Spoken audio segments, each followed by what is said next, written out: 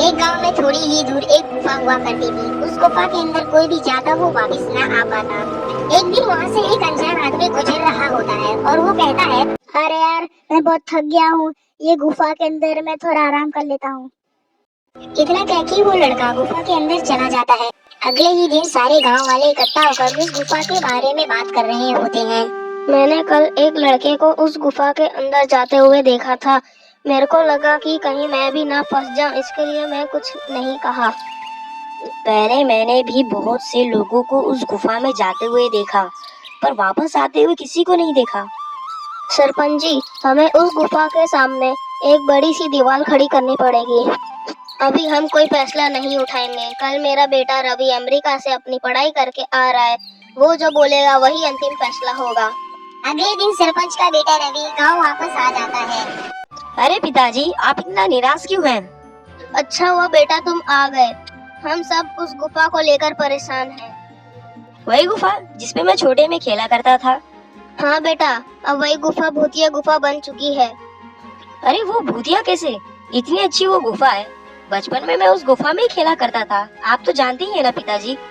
हाँ बेटा, अब तुम्हें कुछ उपाय बताओ।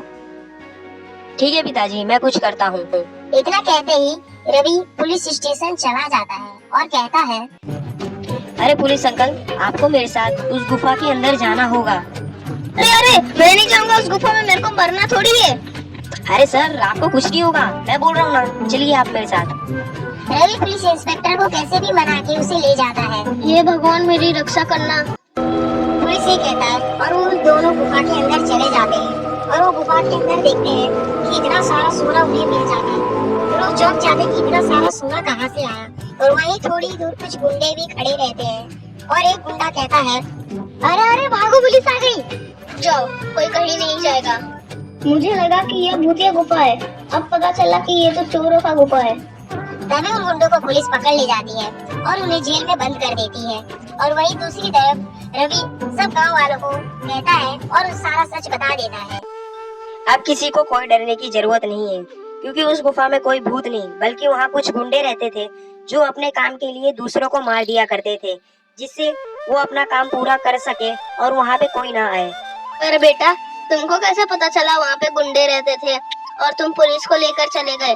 क्योंकि मैं जब शहर से वापस आ रहा था तो मैंने कुछ गुंडों को वहाँ उस गुफा में आते जाते हुए देखा।